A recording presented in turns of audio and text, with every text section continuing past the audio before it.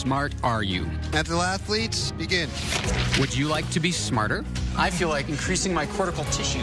I'm David Pogue, and on this episode of Nova Science Now, this is a real brain, a human brain. I'm going to extremes. Talk about a splitting headache. To unlock the secrets behind some of the most impressive brains around. From perhaps the greatest mind of the modern age, there's not one brain that has the same anatomy as Einstein.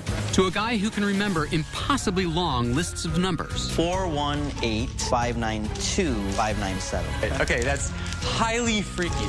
To one with an amazing head for dates. What day will Christmas fall on in the year 2366? Sunday. Come on! That's nuts! What makes their brains so special? Wait, are you saying that you can tell stuff about a person's brain by the outside? Yes. And in the case of Einstein, one's definitely able to do that. Is genius born or made? This is like an outtake from the Star Wars prop department.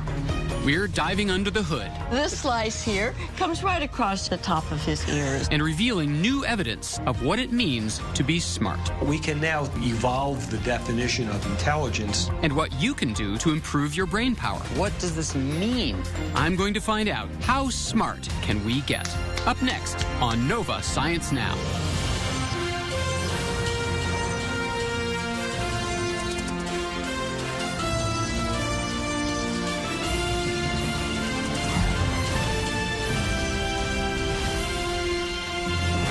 Funding for Nova Science Now is provided by... Have you ever wondered why some brains are smarter than others? Or if there's a way to get smarter yourself? I'm David Pogue, and I'm on a quest to explore the upper limits of brain power. To start, I want to check out one of the smartest brains that ever existed, Albert Einstein's. There's no doubt the guy was a genius. By his 20s, he had revolutionized our fundamental notions of space, time, and matter with his theory of relativity. A few years later, he figured out how gravity works. As if that weren't mind-blowing enough, he came up with E equals mc squared. Eventually, the great scientist moved here to Princeton, New Jersey. Can you take my picture? And in his honor, absolutely, he's memorialized with this statue.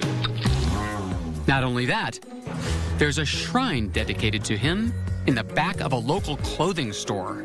Next, you're going to tell me there's a Kennedy Memorial behind the deli. But what most residents don't know is that hidden inside this hospital is one of the best kept secrets in America. Over there. Albert Einstein's brain. Einstein's brain, the brain of the most famous scientist in the world, is in there, and they won't let you in to see it. It's been there for a dozen years. I'm unable to get access to it. It is a very bizarre story. Neurologist Fred Lepore would love to get his hands on it. He hopes it will reveal what made Einstein so smart. Was there something different about his brain?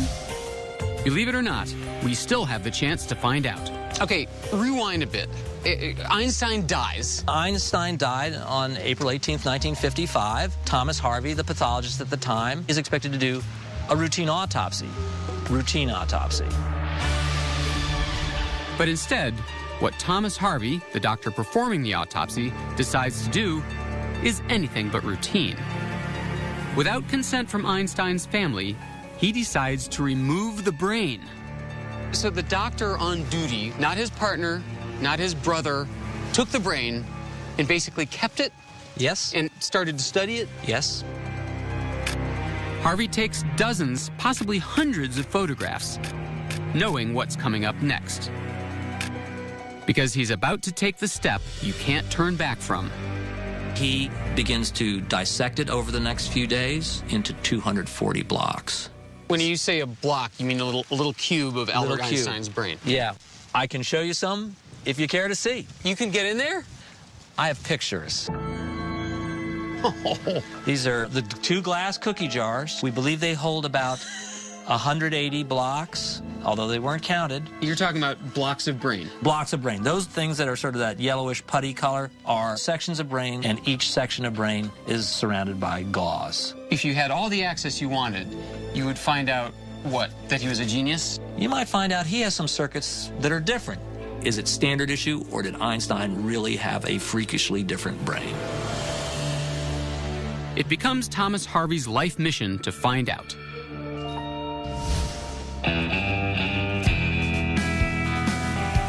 And when he loses his job at Princeton Hospital, Harvey quietly slips away, taking the brain with him. Can you imagine what the TSA would have said about his carry-on? Sir, can you step over here? He travels to the Midwest. Wherever he moves, so goes the brain. From time to time, he sends chunks of it to researchers he deems worthy. Then, in the 1990s, he sends several chunks and some of his photographs to Canadian neurologist Sandra Whittleson. Whittleson has one of the largest collections of brains in the world, kept in this walk-in refrigerator. Thomas Harvey realized that because I had a large brain collection, it would be a good comparison for a case study of Einstein's brain. Harvey gives Whittleson a few select chunks, but it's in a handful of photographs that she finds the most valuable clues. She makes a startling discovery in an area of the brain called the parietal lobe, on the top of the head towards the back. We have 125 brains in our collection, which means 250 hemispheres. There's not one hemisphere that has the same parietal lobe as Einstein. Whittleson believes that a part of Einstein's parietal lobe was 15% larger than any other brain in her collection. To find out what makes this discovery so important, I'm going where no host has gone before. With the help of pathologist David Zagzag and neurosurgeon John Golfinos, I'm taking a little brain tour. So, gentlemen, can you certify this is no plastic model? This is a real brain, a human brain. May I touch the brain? Very gently. Oh, wow. It's cold, rubbery, and it's clammy, and it's got a weird consistency. How would you describe this to someone at home? Like hard Jell-O is what I think of it. Yeah, very hard Jell-O. That's good. Here, catch. Put it down. The first thing you notice when you look at it is that there are these raised parts, these ridges. These tiny ridges, or bumps, are called gyri. They contain billions of nerve cells. The crevices are called sulci. The reason we have all these folds is that as the brain developed and as we got smarter, our brain got bigger, and to fit inside the skull, it had to fold in on itself. Does that mean that ancient man would not have as many folds? Correct. More folds mean more nerve cells, and that means more brain power. All of these folds are divided into 4 major areas, or lobes, which are found in both hemispheres. The area Whittleson found unique in Einstein, the parietal lobe, is a fascinating part of the brain. It's involved in how we develop a picture of the world around us. 3D rotations, spatial imaging. That's what the parietal lobe does. Wow. So it kind of makes sense that Einstein, who processed the universe and the laws of physics, should have a super developed parietal lobe. A unique parietal lobe could have helped Einstein think about space, time, and gravity in a way nobody ever had before. That anatomy conferred some kind of an advantage to Einstein in that particular area of intelligence. But is that what made him a genius? Were his unique parietal lobes the key to his revolutionary mathematical concepts? Wow, that's like a perfect score. At Texas Tech University, Michael O'Boyle is doing research that could help answer this question. He's been studying the brains of math geniuses like 13-year-old Sham. Einstein was a great scientist. So many others like Stephen Hawking, Newton, they were all really great scientists. I do want to be a great scientist like them. Sham has won dozens of math competitions. 12 square root of 3. 12 root 3 is the correct answer. In fact, he's become a bit of a celebrity on the math circuit. Today, Michael is scanning Sham's brain to see what areas he uses to do complex math. This scan is called an fMRI. The F stands for functional. While Sham presses buttons to answer math questions displayed on the screen, the scanner detects increased blood flow in the parts of his brain that are hard at work. These areas are depicted as red. How much is Sham making use of his parietal lobes? It turns out, a lot. He is relying on parietal areas to determine these mathematical relationships. That's characteristic of lots of math-gifted types. In fact, in a recent study, O'Boyle found that while solving math problems, math-gifted kids have 5 to 6 times more neuron activation in these brain regions than the average kid, especially here in their parietal lobes. But is there more?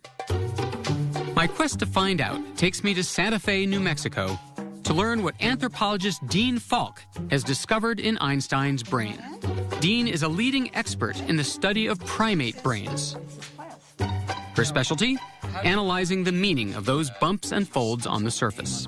Wait, are you saying that you can tell stuff about a person's brain by the patterns of the folds on the outside? Yes. And in the case of Einstein, one's definitely able to do that to some extent. While looking at Whittleson's photographs, Dean makes a surprising discovery in another area of Einstein's brain, the frontal lobes.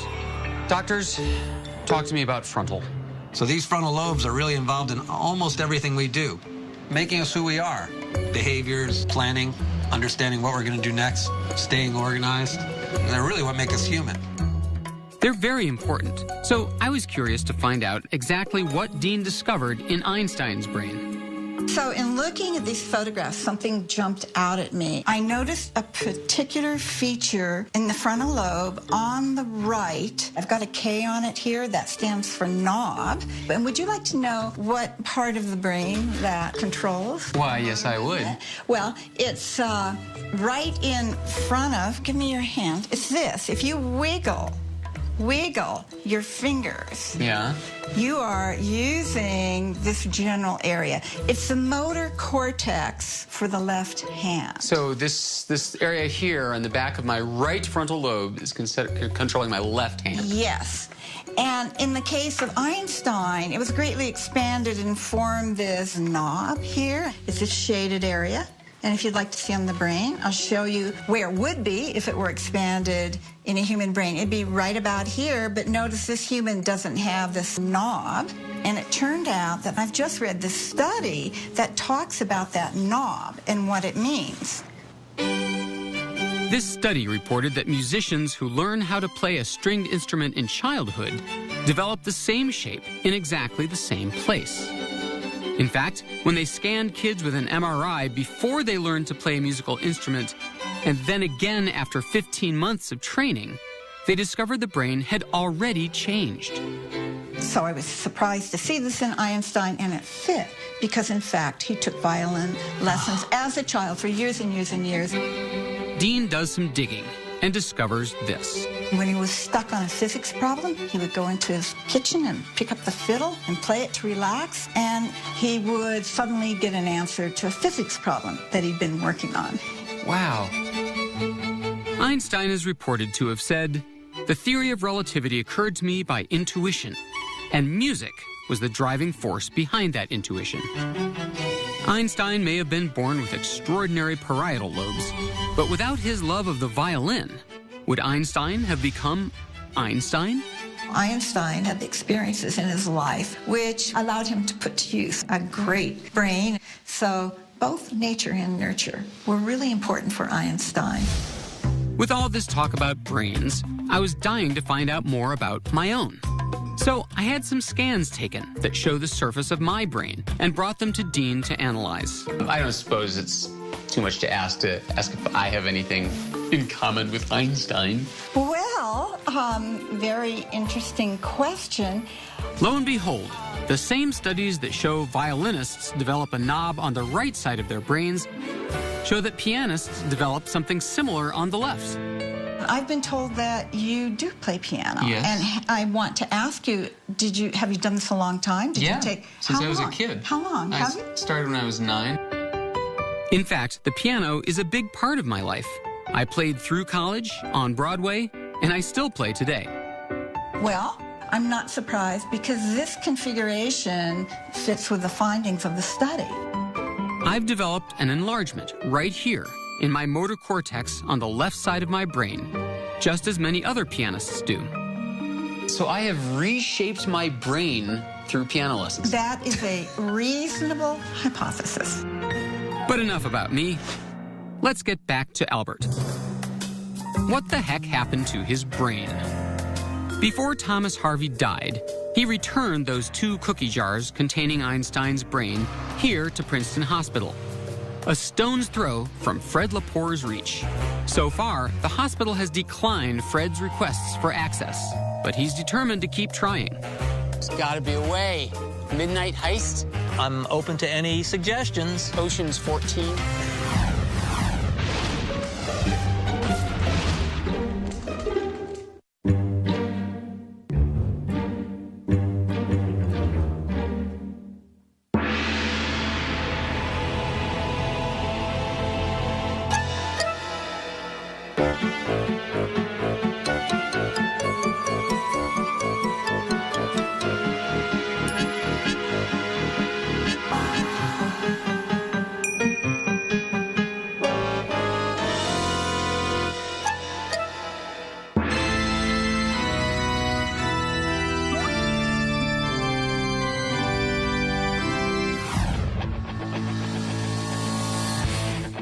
Being smart involves many skills. Among them, how important is memory? To find out, I'm here at the U.S. Memory Championships. We have 5 minutes. Mental athletes, begin. First round, memorize 500 numbers in order in just 5 minutes. Trying to remember more than 20 makes my head spin. Nelson Dellis, a previous champion, memorizes 303 of them, making him the winner of this round. Oh, come on. It's rigged. It's stacked against people with bad memories. Next, I have 5 minutes to memorize the exact order of an entire deck of cards. Maybe I'll get extra points for creativity. Or not. Of course, Nelson beats everyone, recalling the order of the entire deck in 87 seconds. Unbelievable. Unbelievable. How smart is this guy? And how does he do it? I pictured Olivia Newton dunking a helmet. Huh? Olivia Newton? Dunking a helmet? Believe it or not, he's using an ancient technique that goes all the way back to 500 BC. So if I were to take this list... I decide to put this memory technique to the test. So I invite Chester Santos, the 2008 U.S. Memory Champion, to use it to memorize a list of 60 numbers. This would take me the rest of my life. I could definitely do this in 5 minutes or less. Go.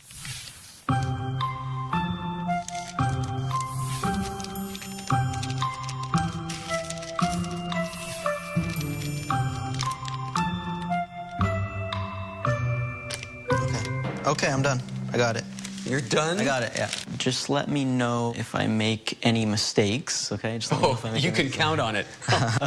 Okay, 418-112-097580-871-592-597. You got them all exactly right. Okay, that's highly freaky. Now it's my turn to learn this ancient memory technique. All right, bring on the list. Chester takes out a list of 40 random words for me to memorize in order. Monkey, iron, rope, kite, house, paper. That's right. I said 40. Bicycle, elephant, computer, sword, necklace, and pizza. That would take me several hours. You will have this perfectly memorized in 10 or less minutes. All right, I just want to be clear for the record. If I don't, it's his fault. Step 1. My lesson begins by walking around my living room, making note of objects I see every day, like my beloved grand piano, my favorite chair, and my kid's guitar. Toys really meant to have these cleaned up. Watering can. Chester tells me to study these objects because we're about to use them to help me remember those 40 words.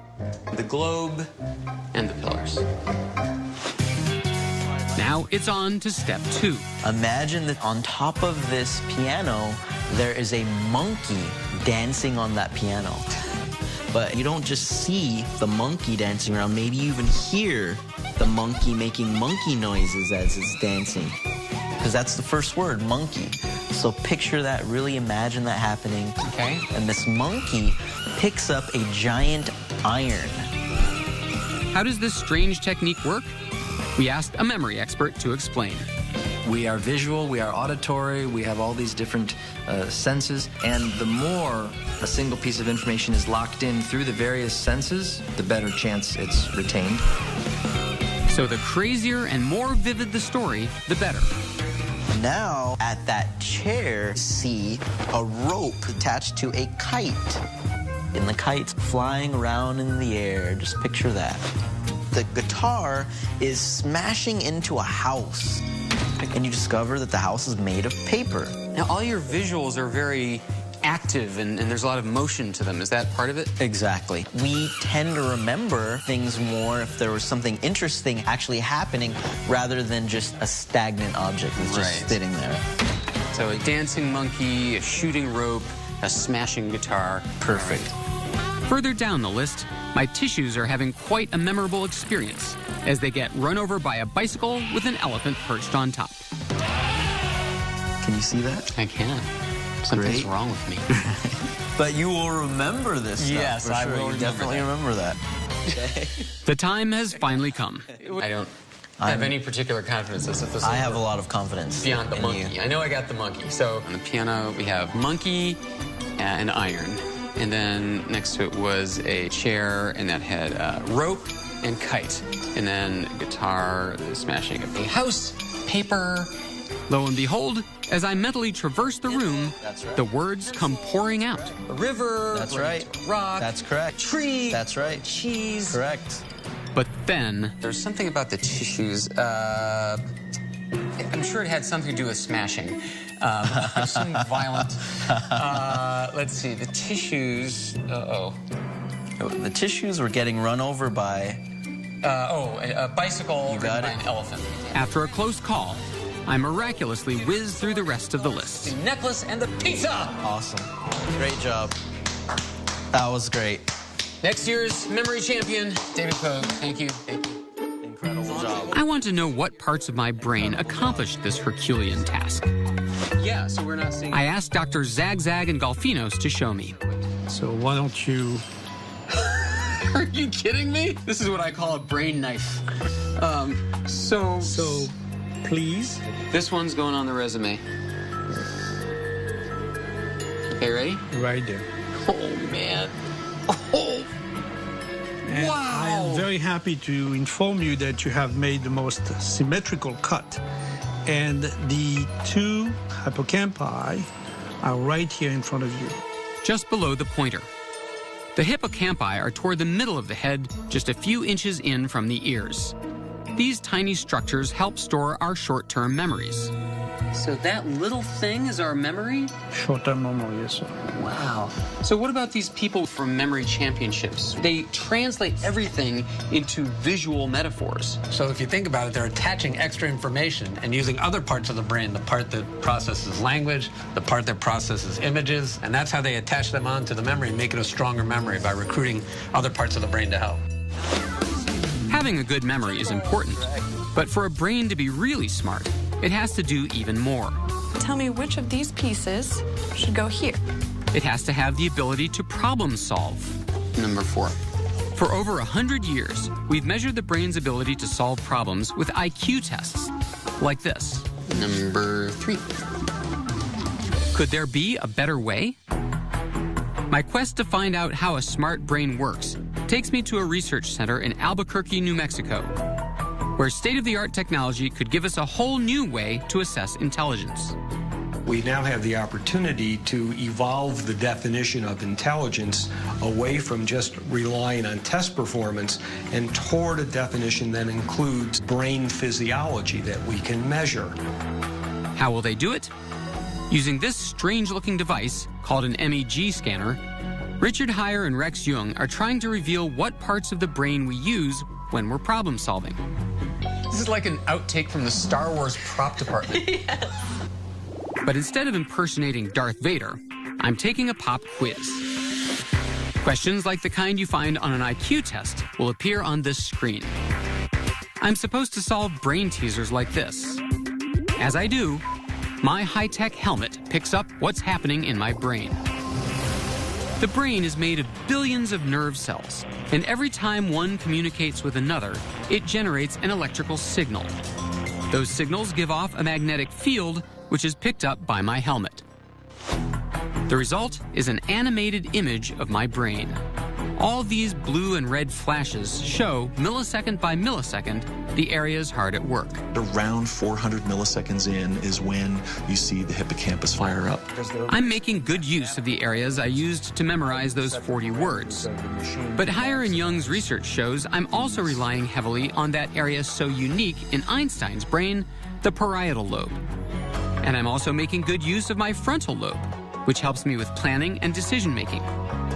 Both of those areas have been linked to visual spatial ability, numerical ability, abstract reasoning, but our research suggests that it's the communication among those areas that really is the key. How do different parts of the brain communicate? Look at the structure of the brain. You can see what they call the white matter. These are the connecting fibers. Call it white matter because they're really white compared to the darker areas. Oh, wow. Which are the gray matter. Gray matter is mostly on the outside of the brain.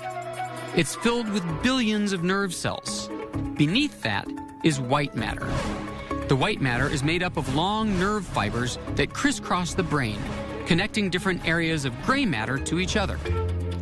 The amount of gray matter you have is really important, but intelligence researchers are discovering that spaghetti-like network of connections is just as crucial.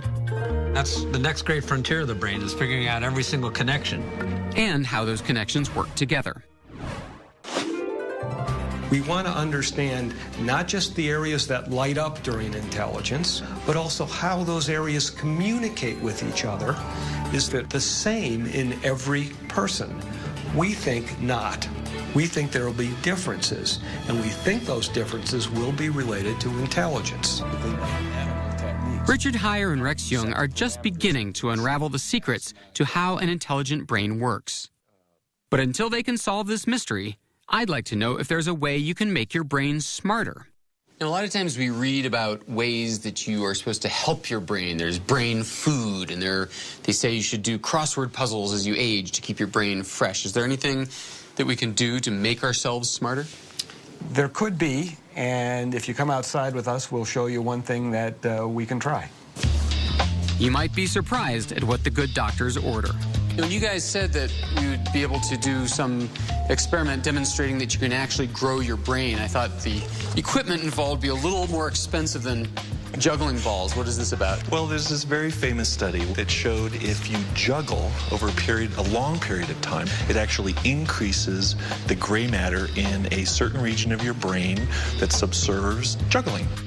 Not only can you increase your gray matter, recent studies show you can increase your white matter too. Well, I don't know about you gentlemen, but I feel like increasing my cortical tissue. Let's juggle. Let's give it a try. I don't actually know how to juggle. I can do two pretty well. Does that count?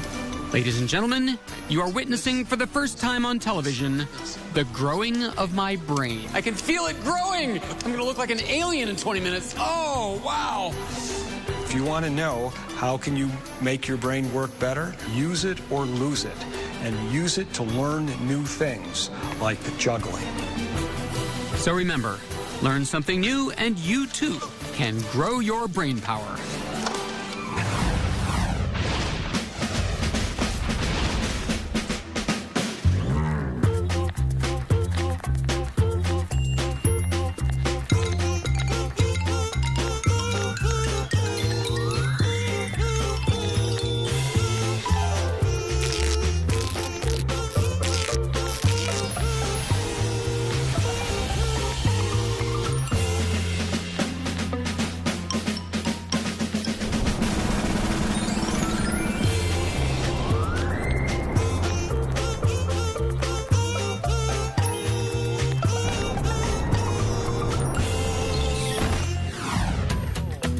Every brain is unique, but few are as extraordinary as George Widener's.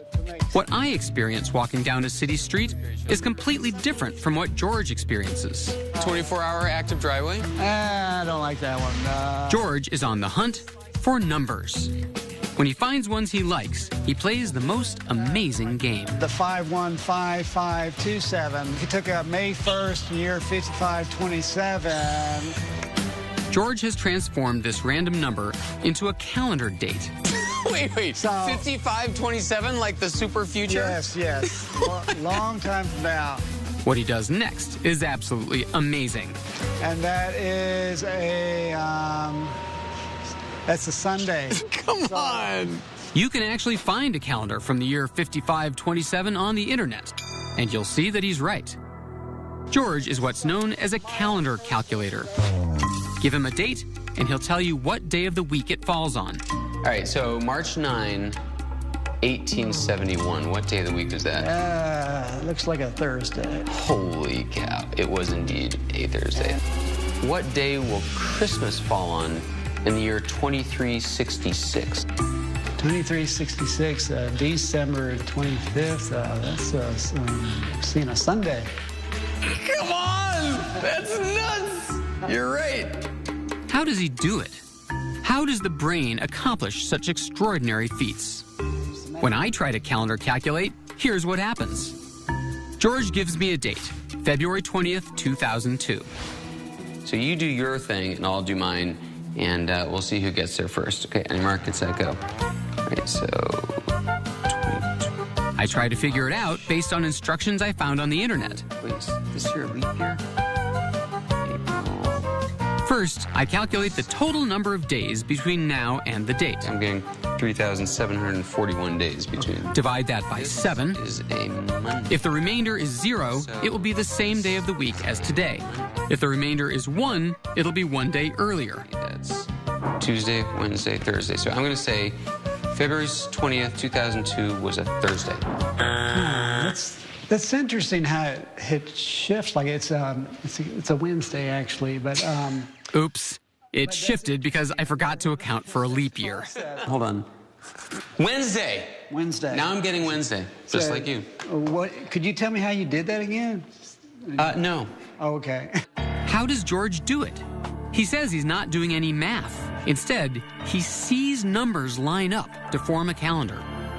He finds the date and sees the day of the week. Today, George uses his calendar calculating to create fascinating paintings. Each one is filled with numbers and calendar dates. He's an accomplished artist, but that wasn't always the case. When he was a child, teachers couldn't figure out what was wrong with him. I was labeled both gifted and learning disabled. So he withdrew into himself, finding comfort in calendar dates. And they became an obsession that disconnected him from the world. It took years for George to find out why. Finally, he was diagnosed with a rare condition called savant syndrome. I am a calendar savant, a high-functioning calendar savant. Psychiatrist Daryl Treffert, a prominent expert on savant syndrome, has documented about 300 cases of people like George who were born with extraordinary skills. In the process, he's also found around 30 truly bizarre cases where people were transformed into savants, seemingly overnight. These are people who have an injury or a disease, and all of a sudden some ability cascades forth, which was never there before. He calls them acquired savants, and they represent some of the most mysterious cases in the field of brain science. One of them is Derek Amato. He became a pianist after a severe head injury. So let me get this straight. You dived into a swimming pool and hit your head on the bottom. You came to a week later, and what? Derek started to suffer from headaches and memory loss that still plague him today. But then something unexpected happened. Barely a week after the accident, he was hit with an uncontrollable need to play the piano. He sat for hours playing this melody over and over again.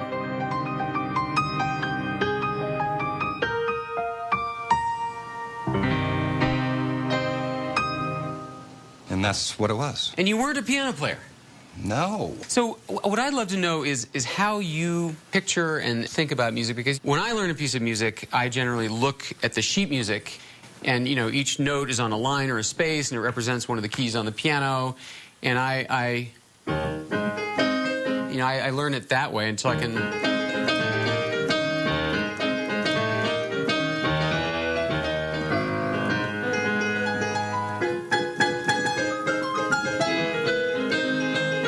So that's all written out by the composer, specifically? That would take me a year to learn, maybe 5. Wow, so do you read sheet music? No, I see blocks. I see these black and white squares nonstop. These blocks tell his fingers how to play that melody. Something kind of miraculous happened to your brain when it hit the bottom of the pool. Right. But what? Why do people like Derek develop savant-like abilities after a head injury? And why are some people, like George Widener, the calendar calculator, born with them? So if you could just follow me into the room. All right. Clues to solving this mystery may be hidden in George's brain. For the last few years, neuroradiologist Joy Hirsch has been studying it with an MRI scanner. What we're seeing is the structural pictures of his brain. It looks to a layman just like a normal brain. Well, it looks to a scientist and a neuroradiologist like a normal brain as well. Today, Hirsch is probing further. She's taking fMRI scans of George's brain. This scan detects increased blood flow in the areas of his brain that are at work. And this is George's brain when he's calendar calculating. What we're seeing here are 2 slices of George's brain.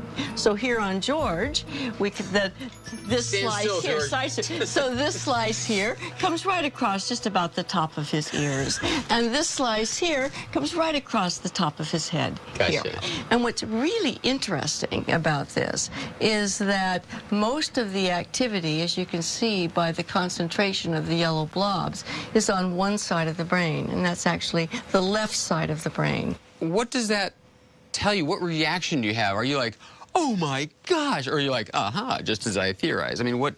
Well, this was a complete surprise because typical brains in any task are much more symmetrical. This is the fMRI of a typical brain at work. Both the left and right hemispheres show activation. But when George is calendar calculating, that doesn't happen. The activity pattern on the right side of the brain is very sparse in a way that might suggest some kind of shutting down of one side of the brain. So this is quite extraordinary. It is as if the tools of the brain that he needs to do that task become highly focused. That is, he uses very specific areas of the brain and doesn't use others. For a savant to have only one side working, well, to me, I would interpret that as saying the other side is shut off or isolated, and this side is using all of the available processing power of the brain, but only on 1 or 2 tasks, instead of the hundreds or thousands of tasks that the whole brain normally handles at one time. All that processing power is going into one little thing, calendar calculating. But how about people who suddenly develop savant-like abilities later in life? Like Ann Adams, an extraordinary case of a scientist turned painter. Over several years, while Ann was stricken with a rare brain disorder that slowly diminished her ability to speak, she simultaneously developed an obsessive need to paint, a need to make art that took over her life. She produced hundreds of paintings. Brain scans taken over several years give us a rare glimpse at what was happening in Ann's brain. In areas associated with speech, nerve cells were dying off. These areas are highlighted in blue. But in the areas highlighted in orange, something very different appears to be happening. The right posterior part of the brain, the part that's involved, we think, with production of art, is starting to remodel and rebuild. This loss of function in her language circuit accelerated the growth in her visual circuitry. I think the brain compensates for the loss. This is exactly what happens. As you lose one circuit, another circuit is turned on more of the time. It compensates and it develops new skills that allow us to cope. I showed Joy Hirsch Ann Adams' scans to see what she had to say. So it's a very interesting case where the balance of the brain was altered, and during the course of this alteration, the other side of the brain appears to have compensated with the emergence of new talents, almost savant-like. Wow.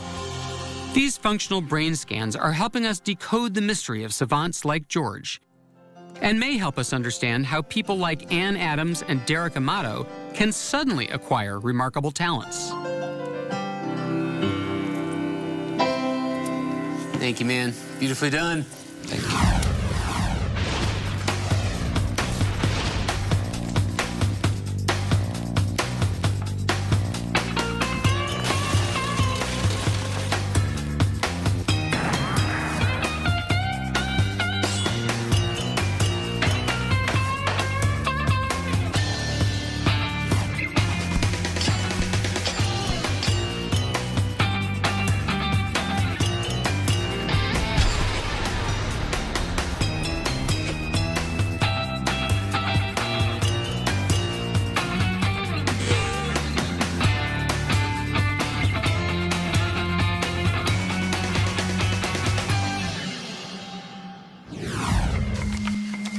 These kids are about to take an exam, just one of many in their lifetimes.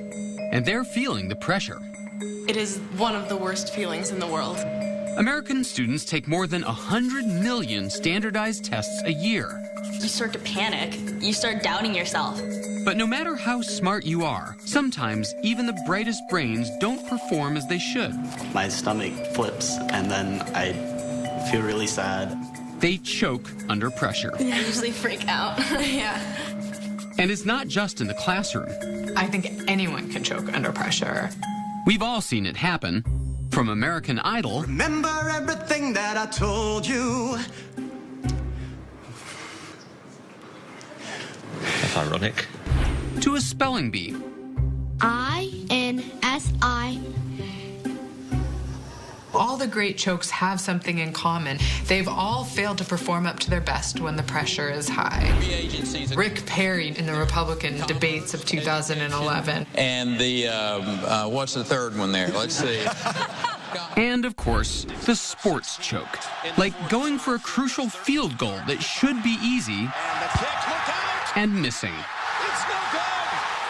Whether you're an athlete or just a kid sitting for the SAT, choking can be devastating. It's one thing to have skill or the knowledge to perform well, but it doesn't matter how much math you know if you can never show it on the quantitative section of the SAT. But what if you could teach your brain not to choke?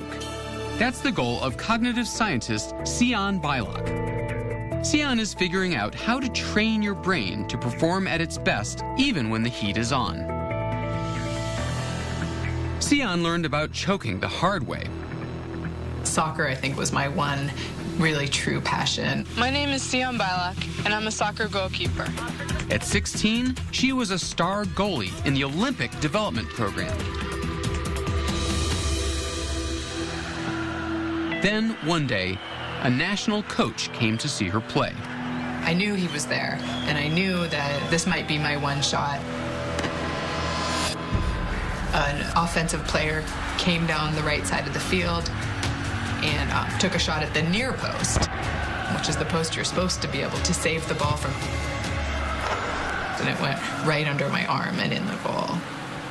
It went all downhill from there. And that was it. I was out of consideration for the national team that year.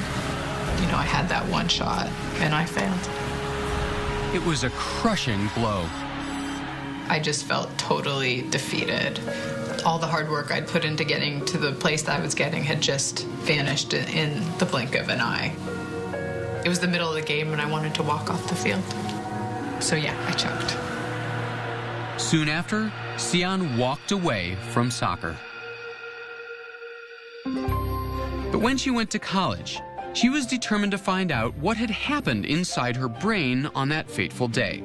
So she majored in cognitive science. One of the reasons I was really interested in cognitive science is that it seemed like it might be a window into trying to understand a little bit about how I performed. So people always ask me if I do me-search, right? And I think there's definitely a little bit of me-search to what I do. Xian wants to know what happens to our brain under pressure. And her research team has figured out the perfect recipe for high anxiety. What we do is we have these students come in and they do a block of math problems. They even make the math problems look strange to throw the students off. And then we give them a series of instructions that are really designed to create a very stressful environment for them. They put money on the line and tell the students that a partner is depending on them to improve their score. But if you can't improve, then you won't get this additional money, and neither will your partner. At this point, the students are really freaking out. And then, but to really make it a very, very stressful environment, we bring out a video camera and we put it right next to them. Do you see a red light? Then the students do a second block of problems. And it works. Most people, when they're in our stressful situations, really do feel pressure to perform at a high level. And as it happens, lots of people choke under that pressure. Usually they choke about 11 to 12% below their initial block of problems. So what's happening when they choke? Only the scanner can tell. We put people in this MRI machine. They're lying on their back, but they can see a computer screen, and they're actually performing problems. They use a controller to give their answers. Then Xian's team makes them sweat. Finally, during this next set of problems, we're going to be videotaping your performance. Xian's theory was that these stressors were messing with the patient's working memory. It's a little different from short-term memory, which comes from the hippocampus. Working memory is your mental scratch pad that essentially allows you to work with whatever information is held in consciousness. And it involves the prefrontal cortex, which is part of the frontal lobe just above our eyes. Our prefrontal cortex essentially allows us to do all those special things we can do as humans, whether it's hitting a tiny ball into a tiny hole or juggling lots of math problems in our head. Based on activity she saw in the scans of her stressed-out subjects, Xian can infer communication between the prefrontal cortex and the emotional centers of the brain, like the amygdala. And when the emotional centers are overactive, they can prevent clear thinking. In these situations when people fail, these worries tend to come online and co-opt those prefrontal resources that people would otherwise use to perform well. Xian's preliminary data suggests that in a choker's brain, the emotions cause a racket big enough to interrupt working memory. But what about those lucky people who don't choke, who perform well under pressure? What's different about a non-choker's brain? It's almost as if the prefrontal cortex and those emotion centers of the brain uncouple or stop talking for a moment. For non-chokers, it's almost as though they temporarily put the conversation between these two parts of the brain on hold. People who are less likely to choke essentially show less crosstalk. There's less of an opportunity for these worries to seep in and impact performance, and we think that these are skills that can be taught. High stakes in the class. Xian had a theory she thought could have a huge impact, and she set out to prove it. She went where the stress was boiling over, a high school biology exam. Just before the test started, Xian's team gave the kids an extra assignment. We came into the classrooms and asked all the students to either write about their deepest thoughts and feelings or sit there for 10 minutes. Xian knew from other studies that depressed patients who wrote down their emotions in a journal could break the cycle of negative thinking. But would it work for anxious test takers? And the idea is that if we have people journal before this important test, we might be able to help them succeed. The students poured out their deepest worries onto paper. Then it was test time. So how'd they do? Students who just sat without writing anything, on average, got a B-. But the ones who wrote got, on average, a B+. We boosted these students' scores over a half a grade point by just having them sit and write for 10 minutes about their thoughts and feelings about the upcoming high-stakes test. So what did the students write? There's millions of butterflies in my stomach. Breathe, breathe, I'm telling myself. So he starts out talking about how worried he is, and then towards the middle, he says, as I continue to think about this final, I relax significantly. For those students with high test anxiety, journaling was a silver bullet. But why does it work? When people are worrying up under stress, it's almost like a computer with too many programs open at once. Sometimes everything crashes. And by writing down some of those worries, you're able to offload some of those programs so you free up resources to perform at your best. Journaling may help kids show how smart they are when it matters most. You don't have to be an Olympic athlete or sitting for the SAT to have these choking experiences. Whether you're interviewing for a job or just one of my favorite places where I often choke, parallel parking in front of your spouse, some of the same processes can drive that underperformance. What my work shows is that it doesn't have to be an inevitable phenomenon and that we can learn from those poor performances. And what if she'd never choked? I've thought about this idea. Maybe if I hadn't choked in front of the national coach, I would have gone on to play in the Olympics. But I'm happy with all the lessons I learned from that experience, and I think I've been able to take some of them and use them in my new life pursuits. I want my work to really push the bounds of what we're able to do so that everyone can perform up to their potential. And Sion practices what she preaches. She journaled before this interview. So what did she write? So I wrote, "What a day. I'm exhausted, and I hope that doesn't make me sound incoherent. I need to just focus on the present, on today, and have fun with it, and not let my thoughts or worries about tomorrow or the next day seep in." And did it help? Sure. Did I ace my interview? Then yes.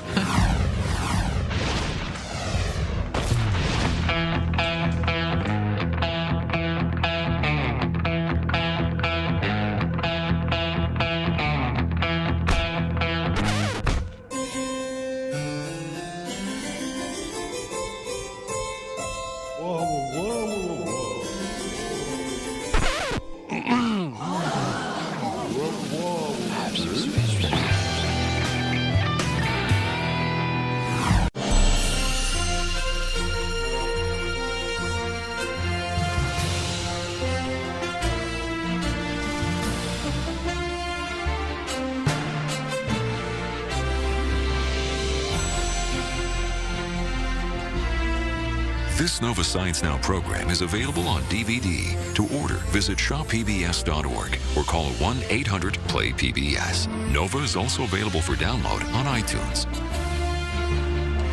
I think raccoons are a perfect match for cities. Wherever they've been introduced, they do really, really well. They can build on their knowledge. Once they figure out one garbage can, they can generalize to another. It's possible that moving into the urban environments is creating technically smarter raccoons.